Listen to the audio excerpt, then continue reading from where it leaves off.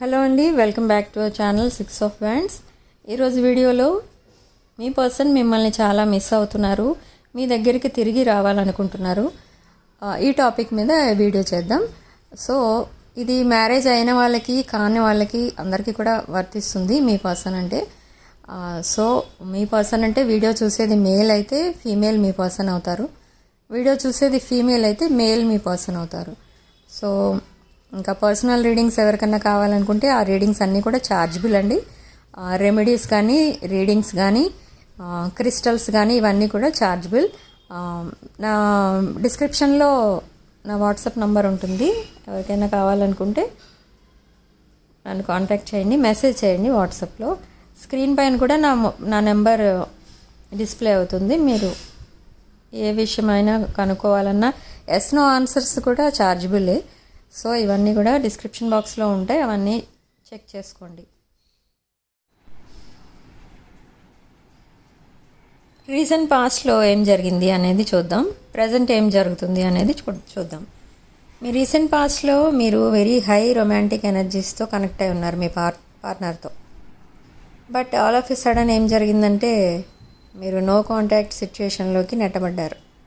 మీరు ఎంత ట్రై చేసినా కూడా మీ పర్సన్ మిమ్మల్ని కేర్ చేయకుండా, మీరు మెసేజ్ చేసినా కూడా రిప్లై ఇవ్వకుండా, కాల్ చేస్తే కాల్ లిఫ్ట్ చేయకుండా సడన్గా మిమ్మల్ని సోషల్ మీడియా యాప్స్లో బ్లాక్ చేయడం, మ్యూట్లో పెట్టడం జరిగింది. సో ఇలాంటి సిచ్యువేషన్లో మీరు ఏమనుకున్నారంటే ఖచ్చితంగా థర్డ్ పార్టీ ఇన్వాల్వ్మెంట్ అయితే ఉంది, ఎవరినైనా చూసుకున్నారేమో, లేకపోతే ఎవరినైనా అరేంజ్డ్ మ్యారేజ్ ఏమైనా చేసుకుంటున్నారేమో, ఫ్యామిలీ ఏదైనా ఇబ్బందుల్లో ఉందో ఏంటో అన్ని రకరకాల క్వశ్చన్స్ అన్నీ రేజ్ అయినాయి మీ మైండ్లో. ప్రజెంట్ ఏం జరుగుతుంది అంటే మీకు మెసేజ్ చేస్తున్నారు, మీరు చేస్తున్నారు మెసేజ్, బట్ మీ పర్సన్ కూడా మెసేజ్ చేస్తున్నారు. బట్ డ్రై చాటింగ్ జరుగుతుంది, అంటే ఆన్ అండ్ ఆఫ్ కమ్యూనికేషన్. ఈరోజు మీరు హాయ్ అంటే అతను హాయ్ అంటారు, హౌ ఆర్ యూ అంటే ఫైన్ హౌ ఆర్ యూ అంటారు, అంతే. మళ్ళీ 2-3 రోజుల వరకు ఏ మెసేజ్ ఉంది, మీకేమైనా అవసరం ఉండి మెసేజ్ చేస్తే జస్ట్ రిప్లై ఇస్తారు అంతే, అంతేగాని ఆ చాటింగ్లో ఇంకేమీ ఉండదు. సో అది మీ ప్రజెంట్ సిచ్యుయేషన్. ఇప్పుడు మీరు ఏదైనా యాక్షన్ తీసుకుంటారా, మూవ్ ఆన్ అవుతారా లేదా అనేది ఇప్పుడు చూద్దాం.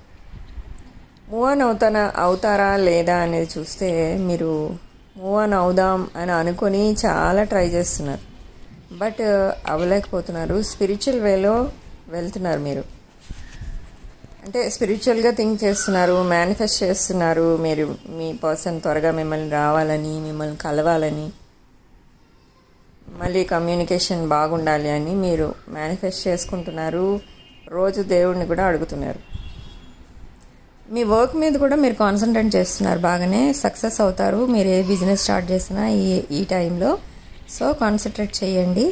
అయినా కూడా మీకు తెలుసు మీ పర్సన్ అసలు మీకోసమే అని, ఇంకెవరు లేరు మీ ఇద్దరి మధ్య అని మీకు తెలుసు. మీ పర్సన్ ఎప్పటికైనా తిరిగి మీ దగ్గరికే వస్తారన్న విషయం కూడా మీకు తెలుసు. అయినా కూడా చెప్తారు కదా, ఇట్లాగా కార్మిక్ డెబిట్ ఏదైనా ఉంటే అది తీరే వరకు కష్టాలు పడాలి, తప్పదు. సో ఇవన్నీ తెలిసి కూడా తను ఎలా ఉన్నా కూడా మీకు ఇష్టమే అని మీరు యాక్సెప్ట్ చేస్తున్నారు. ఒక పక్క మూవ్ ఆన్ అవుతానంటున్నారు, ఒక పక్క ఇవన్నీ యాక్సెప్ట్ చేస్తున్నారు. ఇలా ఉంది మీ మైండ్. మీ పర్సన్కి కూడా మీరంటే ప్యాషన్ ఉంది. ఎలా అయినా కూడా ఈ ప్రాబ్లమ్స్ అన్నీ త్వరగా సాల్వ్ చేసి మీ ఇద్దరిని కలపమని డైలీ దేవుణ్ణి మీ పర్సన్ కూడా ప్రార్థిస్తున్నారు. ఇక్కడ మీ పర్సన్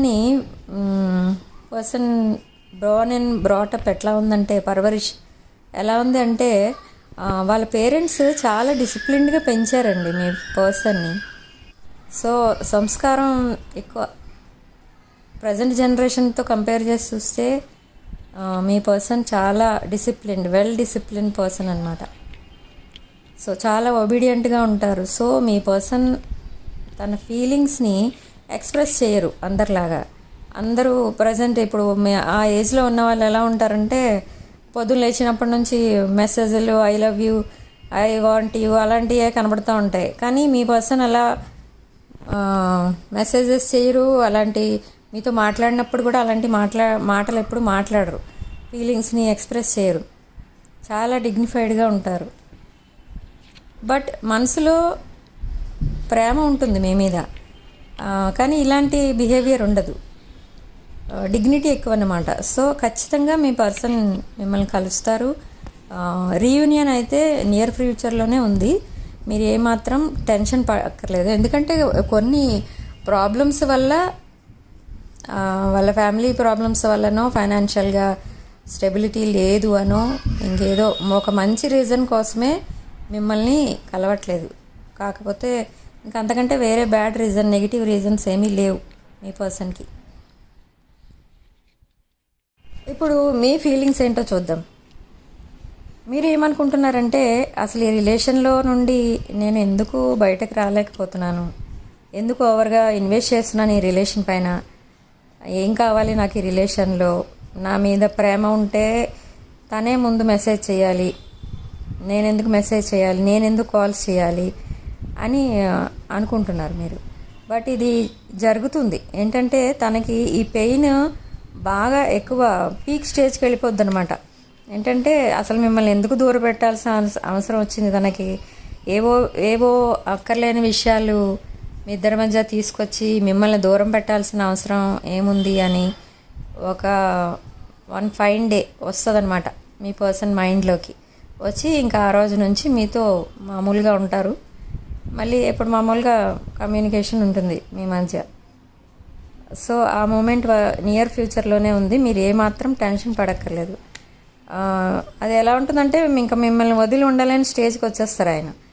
నియర్ ఫ్యూచర్లో ఇది జరగబోతుంది. సో అందుకే మెసేజ్ చేస్తారు, కానీ ఫస్ట్ ఆయన మీ పర్సనే మెసేజ్ చేస్తారు. కమ్యూనికేషన్ కూడా మళ్ళీ ఎప్పటి మామూలుగా ఉంటుంది. మీ పర్సన్ నెక్స్ట్ యాక్షన్ ఏంటో చూద్దాం. ఇప్పుడు మీ పర్సన్ నెక్స్ట్ యాక్షన్ ఏంటంటే, ప్రజెంట్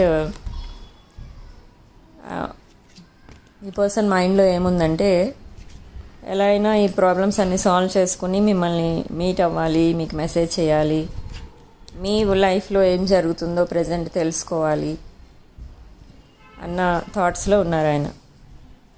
ఇక్కడ మీ పర్సన్ అంటే, నా వీడియో చూసేది మేల్ అయితే మీ పర్సన్ మీ ఫీమేల్, మీరు వీడియో చూస్తున్నది ఫీమేల్ అయితే మీ పర్సన్ మేల్ అనమాట. ఇలా చూసుకోవాలి. థర్డ్ పార్టీ అని చెప్పినప్పుడు మీకు మీ మధ్య ఉన్న వాళ్ళు ఎవరైనా అవ్వచ్చు, అంటే ఫ్యామిలీ, థర్డ్ పార్టీ అంటే వాళ్ళకున్న అఫైర్స్ అలాంటివి ఏవైనా అవ్వచ్చు. సో ఇది ఒకటి గుర్తుపెట్టుకోండి వీడియోస్ చూసేటప్పుడు.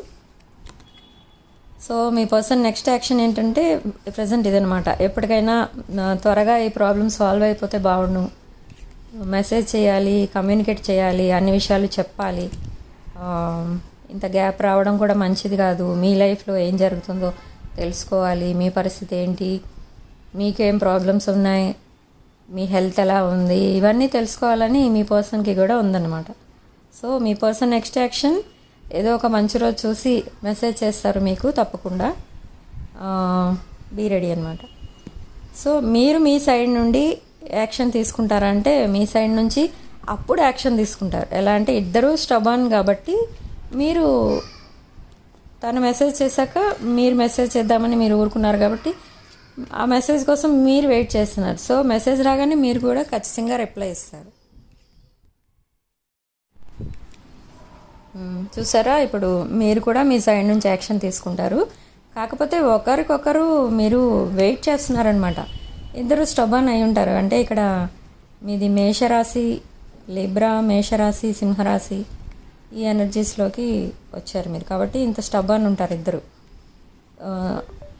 మీ పర్సన్ మెసేజ్ ఇస్తే మీరు మెసేజ్ ఇద్దామని చూస్తున్నారు, మీరు మెసేజ్ చేస్తే మీ పర్సన్ రిప్లై ఇద్దామని మీ పర్సన్ చూస్తున్నారు. సో ఇక్కడ ఏం జరుగుతుందంటే, ముందు మీ పర్సనే మెసేజ్ చేస్తారు, తర్వాత మీరు మెసేజ్ చేస్తారు.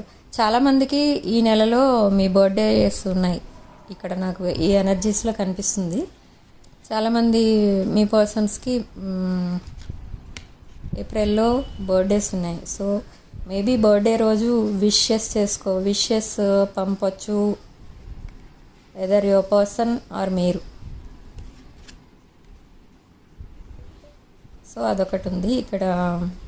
మీరు కలిసిన డేట్స్ కూడా నాకు 7319 ఈ నెంబర్స్లో పుట్టిన వాళ్ళు కానీ ఈ డేట్స్లో కలిసిన వాళ్ళు కానీ ఫస్ట్ టైం మీరు కలిసిన డేట్స్ కూడా ఈ డేట్స్లో ఉండొచ్చు.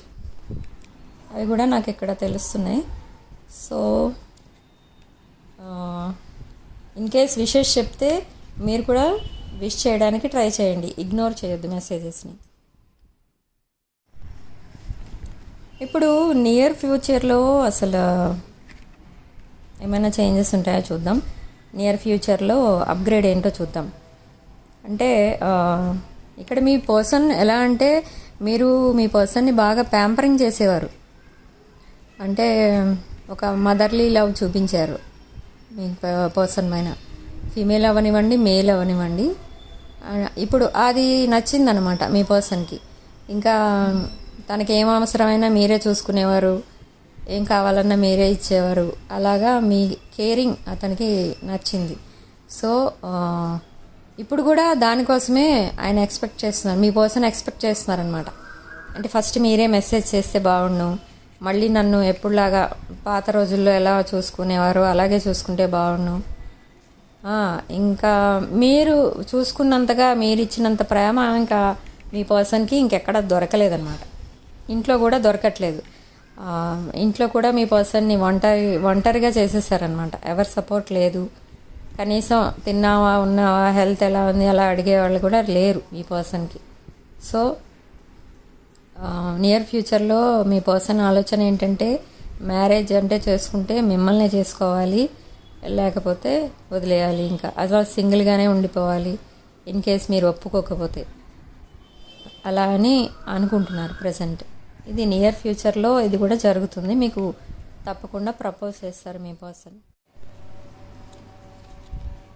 ఇప్పుడు యూనివర్స్ మీకు ఇచ్చే మెసేజెస్ ఏంటో చూద్దాం. యూనివర్స్ మీకు ఏం చెప్తుందంటే అదే నియర్ ఫ్యూచర్లో మీ పర్సన్ మీకు తప్పకుండా కలుస్తారు, తప్పకుండా మెసేజ్ చేస్తారు, మళ్ళీ కమ్యూనికేషన్ ఎప్పుడు మామూలుగా ఉంటుంది, ప్రేమగా ఉంటారు. మీరు ఎప్పుడు అతన్ని కానీ ఆమెను కానీ అపార్థం చేసుకోకుండా మీరు ప్లెయిన్గా ఉండాలి. అంటే నువ్వు ఎప్పుడో నన్ను ఇలాగా మ్యూట్లో పెట్టావు, ఇట్లాగా దూరంగా పెట్టావు, హఠాత్తుగా మళ్ళీ ఫ్యూచర్లో కూడా అలాగే చేస్తావా, ఇవన్నీ రిపీట్ చేయకుండా మళ్ళీ ఎప్పుడు మామూలుగా మీరు మాట్లాడుకుంటే ఈ రిలేషన్ బాగుంటుంది. అంతేగాని అది ఏదో జరిగింది, ఎప్పుడో ఏదో జరిగింది, ఇప్పుడు కూడా అదే జరుగుతుందేమో మళ్ళీ అని అస్తమానం అదే అనుకుంటే అదే జరుగుతుంది. సో మీ పర్సన్ మైండ్ సెట్ కూడా మారిపోతుంది. ఫ్యూచర్లో మళ్ళీ కొన్ని రోజులు మామూలుగా ఉండి మళ్ళీ మారిపోతుందేమో అని మీ పర్సన్ మైండ్ సెట్ కూడా అలానే పనిచేస్తుంది. సో అలా చేయకండి, ఎందుకంటే నియర్ ఫ్యూచర్లో సెలబ్రేషన్ అయితే ఉంది మీకు. కొన్ని కేసెస్లో మీ ఫ్యామిలీస్ కూడా ఒప్పుకొని మీకు మ్యారేజ్ చేయడం అంటూ కూడా జరుగుతుంది. సో మీ పర్సన్ వచ్చి మీకు మెసేజ్ చేసినా, కాల్ చేసినా, బర్త్డే విష్ చేసినా మీరు పాత విషయాలన్నీ మర్చిపోయి మీరు అవన్నీ యాక్సెప్ట్ చేయండి, మామూలుగా బిహేవ్ చేయండి. లేదు మీరు యాటిట్యూడ్ చూపిస్తాను, పొగరు చూపిస్తాను, ఇప్పుడు రివెంజ్ తీసుకుంటాను అని అనుకుంటే అలాంటివి చేయొద్దు. అసలు మీరు రిప్లై ఇవ్వద్దు, ఈ రిలేషన్ వద్దు అనుకుంటే. అది మీకే వదిలేస్తున్నాను. నేను నా ప్రతి వీడియోలో అదే చెప్తాను, మీరు ఇలానే చేయండి అని చెప్పను. ఇన్ కేస్ మీ పర్సన్ మీకు ఈ ప్రజెంట్ ఈ పర్సన్ నేను ఏ రీడింగ్ చేసినప్పుడు మీరు ఏ పర్సన్ అయితే తలుచుకున్నారో ఆ పర్సన్ విషయంలో నేను చెప్తున్నాను. ఈ పర్సన్ తోటే ఉండాలి లైఫ్ అంతా అని అనుకుంటే మీ బిహేవియర్ కూడా కొంచెం స్టబన్గా కాకుండా కొంచెం ప్రేమగా ఉండడానికి, ఫ్రీగా ఉండడానికి ట్రై చేయండి. ఈ వీడియో కనుక మీకు నచ్చితే లైక్ చేయండి, ఛానల్ని సబ్స్క్రైబ్ చేసుకోండి. మరో వీడియోలో మళ్ళీ కలుద్దాం. Thanks for watching.